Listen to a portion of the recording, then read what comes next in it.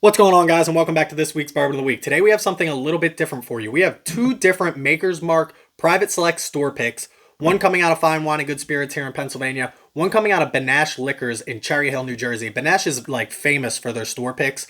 I also have a Heaven's Door store pick that I got from them, and they just have hundreds of store picks. Basically, that's like their thing. People go try their store picks. Apparently, they're really good. Maker's Mark isn't my favorite, but I did want to do these store picks because of the stave process that they have in this. We're going to get into all that in a little bit, but everybody knows before we get started, time for the traditional sip. All right, that's pretty good.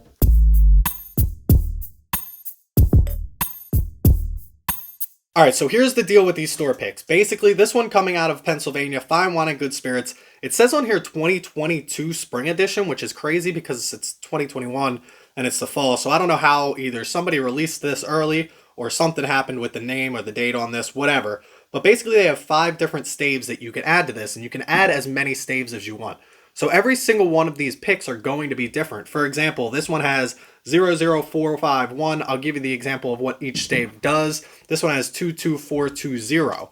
So I printed out notes because I can't say half of these words, and 2, I wasn't going to remember what all these different staves do. So let's just start at the top. We're going to be real quick about this. P2 is what they call it on their website. On here, it's called Baked American Pure. And this says Virginia oak, French oak, 3 woods of choice for private selecting finishing staves. P2, or Baked American Pure, is from American oak and is the first stave sampled in the program. It adds notes of brown sugar, vanilla, caramel, and spice. So like I said, this Fine Wine and Good Spirits one has 2 of those. The Benash Liquor has none of those, which is I feel like those flavor profiles are what I'm gonna be looking for. So I feel like we have a one-up already on the Fine Wine and Good Spirits pick. And I'm not I'm from PA, but I'm not gonna be biased towards Pennsylvania on this. I'm gonna hold them almost to a higher standard because they don't do that many store picks, and we're hoping to interview the gentleman that does do the store picks, but that'll be another episode. Then we have CU, which when they mention on here is Seared French Cuvée. Cuvée, am I saying that correctly?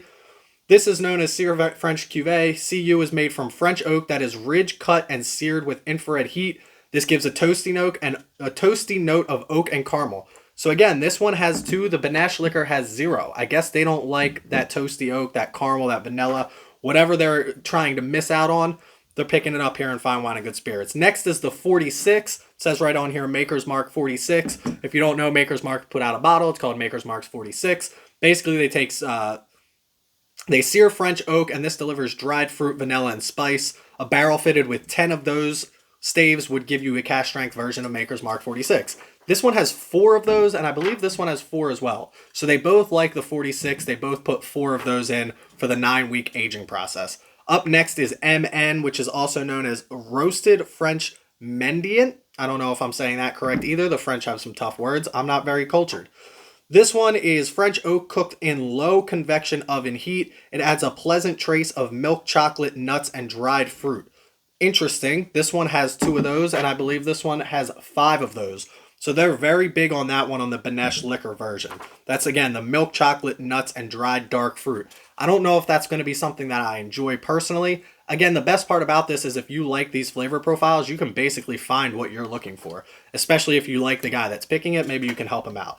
And last but not least is SP, which is also known as Toasted French Spice. This is, SP has a flavor profile of smoke, coumarin, am I saying that right? Coumarin, and spice. I didn't know what coumarin was, so I looked it up. It's a colorless solid with a sweet odor resembling the scent of vanilla, and it's bitter tasting. It's found in many plants, blah, blah, blah. And so basically, once you reach which staves you want to put on these, like I mentioned, they go into the Maker's Mark barrels, and they're aged for another 9 weeks in their warehouse. So this one again, 22420, and this one again over here is 00451. But that's enough about that. That's what the different, quote unquote, I guess you could call them, we'll call them stave bills instead of mash bills. That's what the stave bills are on here. This one is 111.7 proof. That's the Fine Wine and Good Spirits. 110.5 proof on the Benash Liquor one. So off of the rip here, I think I'm going to enjoy the Fine Wine and Good Spirits one better just because it seems to be more flavorful when it comes to the sweet notes, where they're really trying to pick up like some age notes on this. They're trying to make up for that age on this with those toasted profile on that Seared French Cuvée staves. But let's try them. Let's get into it. We've got Benash Liquors over here. We've got Fine Wine and Good Spirits in different cups just so I don't mix them up. pretty much the same color. It's obviously the same juice, just the staves that are changing anything. So let's get into this. So this is interesting. Obviously, we go over price, taste, drinkability on this channel. They're pretty much the same proof, pretty much the same price, and then the taste is basically what's going to, differentiate these two because of the different staves in these. This one gives you exactly that number 5, that roasted French Mendiant. I don't know how to say these words. That is really what you're pulling out, and it's exactly what they say on here. It's that milk chocolate, dried nuts, and dried dark fruit. That's exactly what you're getting on this. The milk chocolate, maybe not so much, but there is a chocolate note on this. The dried fruit, the dried dark fruit, and the nuts on this, very heavy, very prevalent. It does seem to have a little bit of age behind it. Because of these staves, they're obviously all charred and oaked and burnt and cooked, so they're going to definitely give you more of an oaky presence than if you didn't do that 9-week aging process. But this one does seem to have a little bit of oak, a little bit of age behind this. Not very sweet, but still sweet. Still has a sweet note, and also not very spicy. So obviously we know with Maker's Mark, we're not dealing with any of the rye spices being a wheated bourbon. So I was kind of hoping maybe some of these staves would give it that spiciness, give it that rye spice that you're lacking with a wheated bourbon. But none of it seems to really come out as any type of real big spice. Maybe a little bit of cinnamon. I think one of these mentioned cinnamon. But no real big rye spice or any type of spice on this. Very fruit forward, very dark fruit forward, sweet forward, but nothing overwhelming. Very easy to sip at 110 proof or 111 proof, whatever these are. It sips very easily, it tastes very good, and I enjoy it a lot, but we got to see if we enjoy it more than the Fine Wine and Good Spirits one. Let's get into that. On that last sip of that one, it does seem to have that bitter quality as well. Not my favorite when it comes to that. That bitterness almost seems like a craft type of thing. This obviously Maker's Mark isn't any type of craft anything, but at the same time, just the way that bitterness kind of sits in the back of the mouth at the finish there, it does seem to have just that bitter profile that I don't really like too much. But let's get into Fine Wine and Good Spirits, traditional sip. Let's do it. Now, this was my first sip of the day. Maybe that means it had a little bit more heat on it. This one being 1 point some proof higher. Definitely sips a little bit easier. We're going to go back to this one to see if we can replicate that, but at the same time, seems to sip a little bit easier. I don't know if that's because of these first two, the Baked American Pure and the Seared French Cuvée. They obviously bring a lot of sweetness, a lot more sweetness than maybe these like dried fruits and these nuts. Gives it a lot of vanilla on this. The thing about this is there's more happening. So this is very... I don't want to call it basic by any means because it's not basic, but compared to this, with only having 3 of these staves in here, one being the Maker's Mark 46, which is basically what we're dealing with anyway, it only basically has 5 of those French Mendiant and then the toasted French spice. So, and it only had 1 of those staves. So while this one is very streamlined, very linear, you get your flavor, you move on, you finish, this one kind of has like it's like a roller coaster ride when you drink this. It gives you a little bit of something here and then dips down to some dried fruits as well, but then brings it back up with a little bit of chocolate at the end. This one's just so sweet, so easy to drink, so smooth. I love this flavor profile. I think flavor-wise, they're both delicious. You can't go wrong with either of these. This is going to be a preference thing at the end of the day with which staves you want. Benash obviously knows what they're doing when it comes to the store picks. I think Fine Wine and Good Spirits, I've heard from other people, they don't really miss on their store picks. From what I gather from my Discord group, by the way, selfless plug, check us out on Discord. Link will be in the description below. Come chat with us. The Discord group members, people that I've met on Instagram, all the other PA Bourbon Squad people that I have in the Facebook group that we put together, they all tell me that PA seems to do pretty well on these Fine Wine and Good Spirit picks.